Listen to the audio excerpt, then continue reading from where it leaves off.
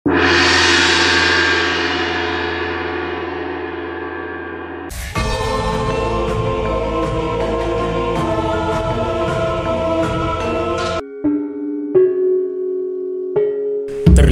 Singalodra seperti menelan ludah. Baru kali ini didengar ada orang begitu berani kepadanya. "Habisi orang-orang yang baru datang ini. Serahkan satu orang ini kepadaku," berkata Singalodra lantang memberi perintah kepada anak buahnya. Terlihat 20 orang gerombolan Singalodra telah bergerak mengepung rombongan Putu Risang. Sementara itu tanpa perkataan apapun, Singalodra sudah langsung menerjang Putu Risang dengan sebuah serangan yang keras dan begitu cepat, seperti ingin secepatnya menghabisi Putu Risang yang dianggapnya begitu sombong di hadapannya. Namun Putu Risang bukan lagi orang sembarangan yang mudah ditaklukkan. Murid terkasih Patih Mahesa Amping yang sudah punya ilmu kesaktian sejajar dengan gurunya itu terlihat dengan mudahnya melesat ringan menghindari serangan Singalodra yang keras itu. Di sisi lain, para gerombolan Singalodra sudah mengepung dan menyerang rombongan yang baru datang itu. Jumlah mereka lebih banyak 2 kali lipatnya. Maka terlihat 2 orang dari gerombolan Singalodra telah menghadapi seorang dari rombongan Putu Risang. Terlihat Gajah Mada dengan tangkas dan lincah telah menghadapi 2 orang penyerangnya. Dengan cakra di tangannya, Gajah Mada menjadi lawan yang sangat membingungkan lawannya. Begitu pula halnya dengan Pangeran Jayanegara. Terlihat tidak gentar, bukan saja dapat menghindari serangan 2 buah golok telanjang para gerombolan Singalodra itu, bahkan balas menyerang dengan tidak kalah sergapnya.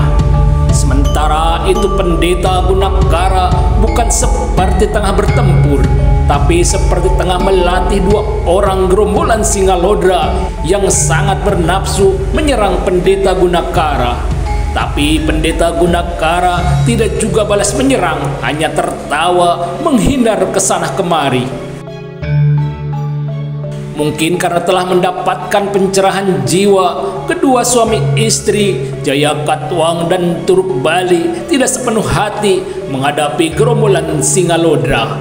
Tanpa bersenjata, mereka dengan mudahnya menghindari setiap serangan para gerombolan Singalodra. Tanpa balas menyerang, hanya berusaha mengimbangi serangan mereka.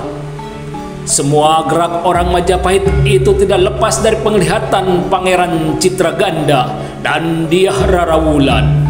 Terutama Pangeran Citraganda yang sangat heran melihat kemampuan orang-orang Majapahit ini yang dapat menghadapi gerombolan Singalodra yang terkenal buas dan sangat kejam itu. Sambil menghadapi lawannya, Pangeran Citraganda tidak habis berpikir bahwa orang-orang Majapahit yang pernah ditolongnya di hutan Cigugur ternyata dapat menjaga dirinya sendiri. Timbul rasa malu dengan apa yang telah dilakukannya di hutan Cigugur. Ternyata mereka bukan orang sembarangan, berkata Pangeran Citraganda kepada dirinya sendiri. Dan Pangeran Citraganda seperti tidak percaya kepada penglihatannya sendiri, manakala dilihatnya Singalodra yang punya kesaktian tinggi telah terlempar oleh sebuah pukulan Putu Risang. Terguling beberapa kali, terlihat lambat berdiri kembali sambil merasakan sakit yang sangat di rusuk kirinya terkena tendangan kaki Putu Risang. Ternyata Putu Risang telah melambari serangannya dengan sedikit kesaktian tenaga cadangannya yang melampaui tataran daya kekebalan tubuh Singalodra. Terdengar suara tangan Pangeran Citraganda masih sambil melihat apa yang telah dilakukan oleh Putu Risang menghadapi lawannya. Tidak terasa 3 buah pukulan telah menjatuhkan 2 orang penyerangnya. Ternyata Pangeran Citraganda sangat penasaran, ingin melihat langsung tanpa gangguan apapun, melihat pertempuran Putu Risang dan Singalodra, pimpinan gerombolan yang paling ditakuti di tanah Pasundan itu. "Kubunuh kamu!" berkata Singalodra dengan suara penuh amarah ketika berhasil bangkit berdiri kembali. Terlihat Singalodra sudah memutar senjata goloknya. Begitu cepat langsung menerjang Putu Risang yang bertangan kosong, tidak bersenjata apapun. Dan Pangeran Citraganda seperti tidak percaya dengan apa yang dilihatnya. Entah dengan cara apa, tiba-tiba saja golok telanjang tajam di tangan Singalodra telah berpindah tuan, telah berada di tangan Putu Risang. Dan dengan sebuah kecepatan yang tidak dapat dilihat oleh mata telanjang orang biasa, Putu Risang telah mengayunkan senjata golok tajam itu langsung melukai urat paha kedua kaki Singalodra. Pangeran Citraganda dengan mata terbelalak melihat Singalodra berdiri dengan kedua lutut melipat tanpa dapat berbuat apa-apa lagi, menahan rasa sakit yang sangat di kedua pahanya yang tergores cukup dalam, mengalir darah cukup deras. Sudah kubilang, malam ini adalah hari naasmu, menyerahlah, berkata Putu Risang sambil menempelkan golok tajam di leher Singalodra. Kekebalan Singalodra gugur di hadapan orang Majapahit itu, berkata Pangeran Citraganda kepada dirinya sendiri melihat Putu Risang telah melumpuhkan lawannya. Bersama dengan lumpuhnya Singalodra di tangan Putu Risang, orang-orang Majapahit yang lain terlihat satu persatu telah menundukkan lawan-lawan mereka. Menyerahlah, berkata Gajah Mada sambil memelintir sebuah tangan lawannya ke belakang pundaknya. Sementara lawan yang lain sudah lama berbaring pingsan tidak bergerak, telah terkena sasaran cakranya. Aku menyerah, berkata lawan Gajah Mada sambil melepas senjatanya. Duduk dekat kawanmu dan jangan berbuat apapun, kata Gajah Mada mengancam orang itu. Sementara itu Putu Risang masih menempelkan golok tajam di kulit leher Singalodra yang hanya mampu berdiri di atas kedua lututnya. Aku akan membuka mataku, bunuhlah aku, berkata Singalodra begitu pasrah. Aku tidak akan membunuhmu, tapi akan menyerahkan dirimu hidup-hidup kepada Baginda Raja Raga Suci, berkata Putu Risang sambil melempar golok tajam ke sampingnya. Terlihat Singalodra yang telah terputus urat pahanya menggeram penuh dendam amarah. Demikianlah pada malam itu gerombolan Singalodra yang sangat ditakuti di tanah Pasundan telah dapat diringkus dengan mudahnya oleh orang-orang Majapahit tanpa sebuah perlawanan yang berarti. Semua itu disaksikan sendiri dengan mata dan kepala Pangeran Citraganda. Ternyata aku salah menilai kalian di hutan Cigugur tadi siang, berkata Pangeran Citraganda kepada Putu Risang dengan wajah memerah penuh rasa malu. Jangan kecilkan dirimu, Pangeran. Apa yang Pangeran lakukan adalah sebuah naluri seorang kesatria sejati yang selalu terpanggil melihat kejahatan di depan mata, berkata Putu Risang sambil memegang kedua bahu pangeran muda itu. Sementara itu Gajah Mada dan Pangeran Jayanegara telah berhasil mengikat tubuh semua anak buah Singalodra yang dikhawatirkan dapat melarikan diri di beberapa dahan pohon, termasuk Singalodra sendiri. Panggilkan Ki Jagabaya agar mengurus para tawanan ini, berkata Pangeran Citraganda kepada salah seorang pekerja peternakan kuda yang dikenalnya. Maka malam itu juga berdatangan para warga Padukuhan bersama Ki Jagabaya setelah dikabarkan oleh seorang pekerja telah terjadi sebuah usaha perampokan di peternakan mereka. Utuslah salah seorang dari kalian ke kota raja agar beberapa prajurit datang ke Padukuhan ini membawa para tawanan, berkata Pangeran Citraganda kepada Ki Jagabaya. Malam ini juga kami akan mengutus salah seorang dari kami ke kota raja, berkata Ki Jagabaya kepada Pangeran Citraganda. Demikianlah Ki Jagabaya bersama para warga telah menggiring Singalodra dan gerombolannya yang sudah tidak berdaya itu ke padukuhan mereka sambil menunggu para prajurit yang akan membawa mereka ke kota Raja Kawali untuk mempertanggungjawabkan semua perbuatan mereka. Sementara itu sisa malam memang masih tersisa sedikit. Putu Risang dan rombongannya sudah berada di pondokan, duduk-duduk di atas pendopo sambil beristirahat menunggu sisa malam. Sekarang berbalik, akulah yang akan mengucapkan terima kasih yang tulus bahwa kalian telah dapat meringkus gerombolan Singalodra yang paling ditakuti di Pasundan ini, berkata Pangeran Citraganda. Anggap saja hutang budi kami di hutan Cigugur telah impas, berkata Pangeran Jayanegara kepada Pangeran Citraganda. Kejadian di hutan Cigugur tadi siang adalah kebutaanku tidak melihat bahwa orang-orang Majapahit sebenarnya dapat melindungi dirinya sendiri, berkata Pangeran Citraganda dengan wajah dan senyum malu.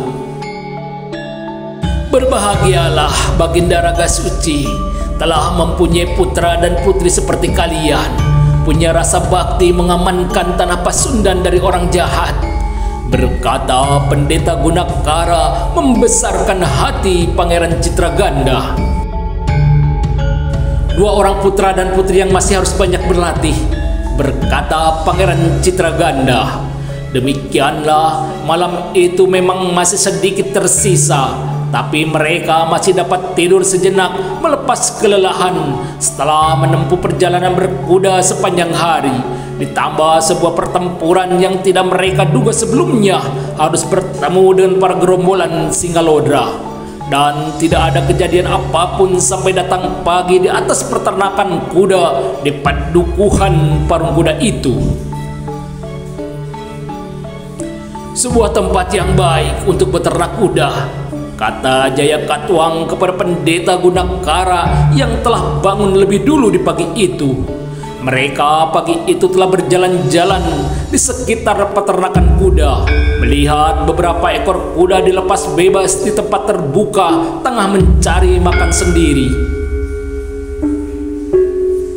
Mari kita kembali ke pondokan, mungkin mereka telah menunggu kita, kata Pendeta Gunakara kepada Jayakatwang. Demikianlah ketika Jayakatwang dan Pendeta Gunakara kembali ke pondokan peternakan kuda, Putu Risang dan kawan-kawan memang telah bersiap diri untuk melanjutkan perjalanan mereka kembali.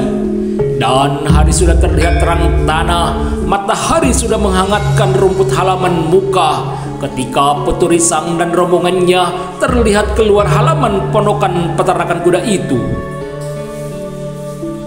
Setengah hari perjalanan, kita sudah sampai di kota Raja Kawali, berkata Pangeran Citraganda kepada Pangeran Jayanegara yang terlihat berjalan di muka.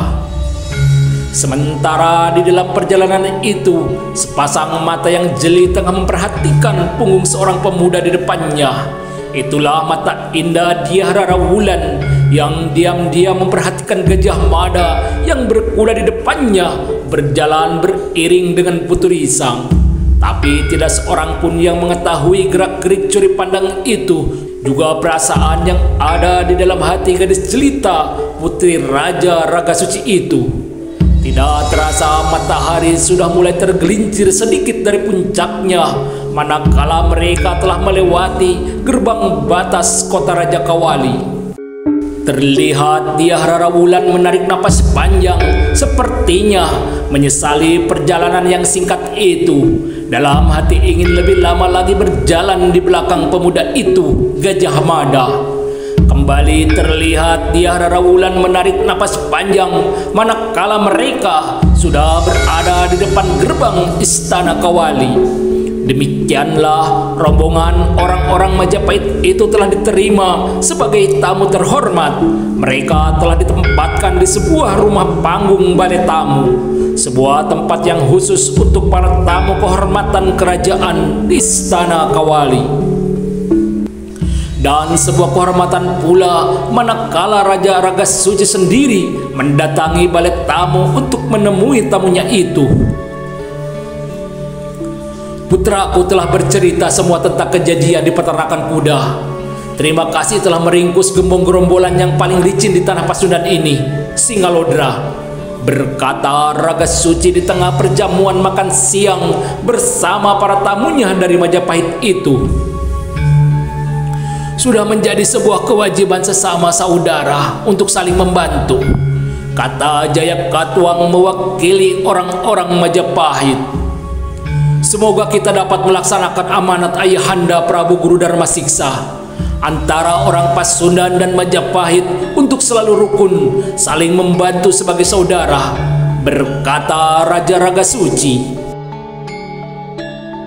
Kunjungan kami ini adalah sebuah upaya terus mengikat tali persaudaraan di antara kita.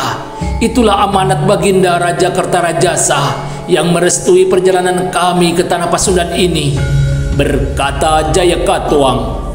Besok kalian akan berangkat ke Gunung Galunggung. Kedua putra dan putriku akan mengantar kalian menemui Ayahanda Prabu Guru Dharma Siksa, berkata Raja Raga Suci. Terlihat di sudut ruangan, Dyah Rara Wulan menarik napas panjang. Perkataan Raja Raga Suci adalah sebuah izin yang ditunggunya. Terlihat wajah gadis itu penuh ceria, membayangkan masih ada waktu untuk bersama orang-orang Majapahit, terutama dapat lebih lama lagi bersama seorang pemuda yang telah mencuri hatinya, Gajah Mada. Namun gerak-gerik Dyah Rara Wulan tidak lepas dari perhatian kakaknya, Pangeran Citraganda. Diam-diam dapat membaca arah pikiran adiknya itu. Adikku sedang jatuh cinta, tapi siapa pemuda yang mencuri hatinya itu? Berkata Pangeran Citraganda sambil memandang ke arah Gajah Mada dan Pangeran Jayanegara. Sementara itu Raja Raga Suci nampaknya akan meninggalkan perjamuan itu. Maaf bila aku tidak dapat menunggu penjamuan ini lebih lama, kata Raja Raga Suci sambil berdiri pamit diri diikuti oleh semua yang ada di perjamuan itu, ikut berdiri sebagai sebuah penghormatan kepada seorang Raja Pasundan. Tidak lama berselang, Pangeran Citraganda dan Dyah Rara Wulan ikut berpamit diri. Hingga di perjamuan itu tertinggal hanya orang-orang Majapahit. Dan waktu pun terus berlalu, tidak terasa senja sudah mulai hadir dalam wajah beningnya, perlahan menarik tirai sang malam yang telah menunggu untuk membuka altar panggung kegelapan dalam cerita mimpi manusia di peraduan hidupnya. Dan pagi pun akhirnya datang untuk membasuh semua mimpi malam, menyadarkan bahwa kehidupan nyata telah datang, memanggil semua hati lewat suara kokok ayam jantan di awal pagi yang dingin di atas tanah Pasundan. Dan pagi memang masih gelap ketika terlihat beberapa orang berkuda telah keluar dari istana Kawali. Mereka adalah rombongan orang-orang Majapahit yang akan melanjutkan perjalanan mereka ke Gunung Galunggung. Beberapa orang penunggang kuda terlihat tengah menyusun sebuah jalan tanah cukup keras membelah sebuah hutan.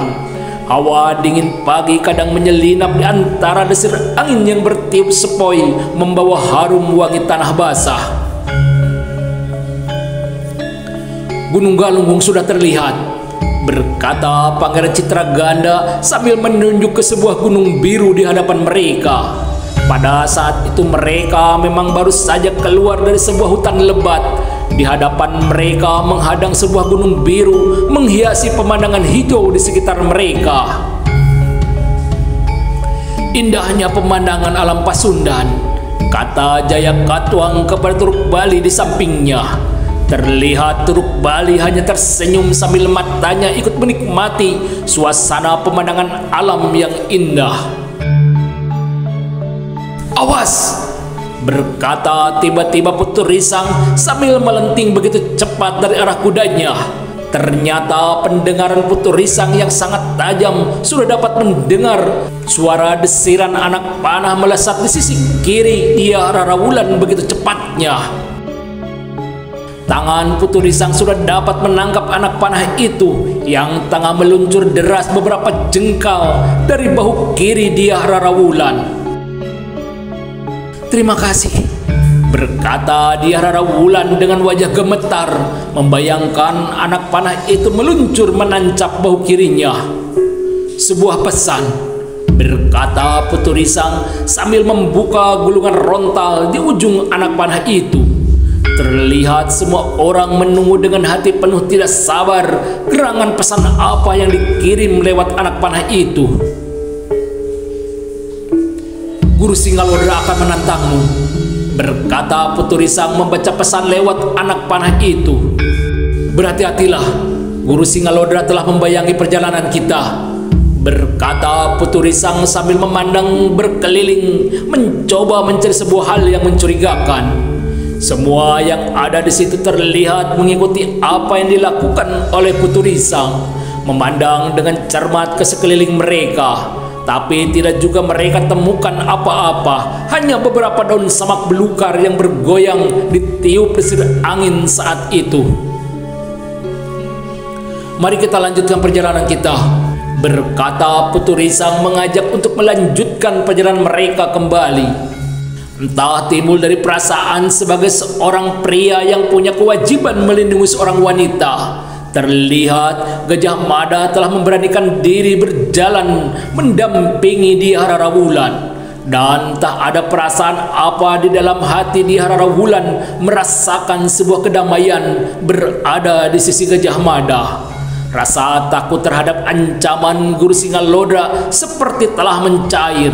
Yang ada hanyalah ingin selamanya didampingi pemuda yang telah mencuri hatinya itu. Pemandangan di depan perjalanan mereka begitu indah. Meski matahari sudah mulai tinggi, namun tidak terasa panasnya karena hawa yang dingin dan semilir angin telah menyejukkan udara di sekitarnya. Dan rombongan itu telah mulai mendekati kaki Gunung Galunggung yang sudah terlihat seperti raksasa hijau berbaring. Namun hati dan perasaan mereka begitu mencekam manakala di depan mereka berdiri 3 orang lelaki, berdiri di tengah jalan seperti sengaja menanti kehadiran mereka. Ketika rombongan itu telah semakin dekat dengan ketiga lelaki itu, semakin nyata nampak wajah-wajah mereka. Satu dari ketiga orang lelaki itu terlihat sudah begitu tua. Terlihat dari warna rambutnya yang sudah putih seluruhnya. Wajah orang tua itu seperti tengah menahan sebuah kebencian yang sangat terlihat dengan cara pandang matanya yang memicingkan matanya ketika rombongan orang Majapahit itu semakin dekat dengannya. Sementara kedua orang lelaki yang lainnya nampak masih muda. Maaf orang tua, adakah hal penting sehingga berdiri di tengah jalan? Berkata Putu Risang yang sudah turun dari kudanya di hadapan orang tua itu. Tidak perlu berbasa-basi lagi. Aku Guru Singalodra ingin berkenalan dengan salah satu dari kalian yang telah mengalahkan muridku itu. Berkata orang tua itu masih dengan mata penuh kebencian. Senang sekali bertemu dengan Guru Singalodra. Perkenalkan, namaku Putu Risang. Aku yang telah bertempur dengan muridmu Singalodra. Berkata Putu Risang tanpa sedikit pun merasa gentar berhadapan dengan orang tua itu. Bagus, kulihat kepercayaan dirimu sudah begitu tinggi, tapi aku melihatmu menjadi begitu sombong. Berkata orang tua itu. Sebut, siapa nama guru kamu? Maaf, aku tidak sampai hati untuk menyebut nama guruku sendiri, karena aku takut bila suatu waktu aku salah jalan, misalnya menjadi seorang begal, pasti akan memalukan dan mencemarkan nama guruku. Berkata Putu Risang datar seperti tidak bermaksud apapun. Namun perkataan Putu Risang seperti sebuah mata pisau terasa telah melukai hati orang tua itu. Terlihat wajah kebenciannya semakin menjadi-jadi. Ternyata perkataanmu begitu tajam, wahai anak muda. Semakin menambah rasa penasaranku untuk lebih mengenal lagi. Apakah tanganmu setajam lidahmu? Berkata orang tua itu memandang tajam wajah Putu Risang. Apalagi yang ingin orang tua inginkan? Bukankah aku sudah memperkenalkan diri? Berkata Putu Risang dengan sedikit senyum kepada orang tua itu. Aku hanya ingin mengetahui Apakah muridku Singalodra telah menggunakan semua kemampuannya, atau hanya kebetulan dan kelengan saja sehingga dapat dikalahkan olehmu? Berkata orang tua itu masih dengan wajah yang semakin keras.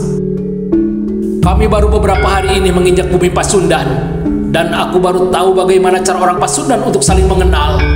Berkata Putu Risang masih dengan suara datar penuh percaya diri yang tinggi. Ada lagi yang harus kamu ketahui tentang orang Pasundan. Mereka tidak banyak cakap sepertimu. Berkata orang tua itu yang terdengar suaranya seperti bergetar penuh kemarahan. Maaf bila aku terlalu banyak cakap menurut penilaian orang tua. Berkata Putu Risang merasa tersinggung dengan ucapan orang tua itu. Aku siap berkenalan dengan cara apapun yang orang tua inginkan. Berkata kembali Putu Risang kepada orang tua itu. Mari kita ke arah 3 pohon randu itu. Berkata orang tua itu sambil menunjuk ke arah 3 pohon randu berjajar tidak begitu jauh dari jalan. Hanya terhalang semak belukar dan beberapa pohon kayu di pinggir jalan. Terlihat Putu Risang dan rombongannya telah mengikuti langkah orang tua itu yang berjalan bersama 2 orang lelaki bersamanya ke arah 3 pohon randu yang berjajar. Ternyata di dekat 3 pohon randu berjajar itu adalah sebuah bulakan yang cukup datar dan lapang, dipenuhi rumput dan sedikit semak belukar. Tongkat ini adalah senjataku. Keluarkan senjatamu agar tidak ada penyesalan di kemudian hari. Berkata orang tua itu yang sudah berdiri tegap memegang erat tongkat kayu di tangan kanannya. Terlihat Putu Risang sudah berdiri tidak begitu jauh dari orang tua itu. Perlahan tak mengurai cambuk pendek yang melingkar di pinggangnya dan dibiarkannya ujung cambuk itu jatuh menyentuh bumi. Aku harus berhati-hati. Guru Singalodra ini pasti punya tataran ilmu yang lebih tinggi dari muridnya sendiri. Berkata Putu Risang sambil bersiap diri melapangkan hati dan segenap jiwanya ke sumber pemilik semua kekuatan, Gusti yang Maha Agung. Mata kedua orang yang sudah saling berhadapan itu terlihat saling pandang, sepertinya sedang mengukur kedalaman ilmu lawannya masing-masing. Bukan main kagetnya orang tua itu manakala matanya beradu pandang dengan Putu Risang. Orang tua itu merasakan seperti tertarik masuk ke dalam sebuah telaga yang begitu dalam tak berdasar. Terlihat orang tua itu seperti tengah menghentakkan kembali kepercayaan dirinya, mencoba memungkiri perasaan debar jantungnya dengan cara langsung melompat menerjang ke arah Putu Risang.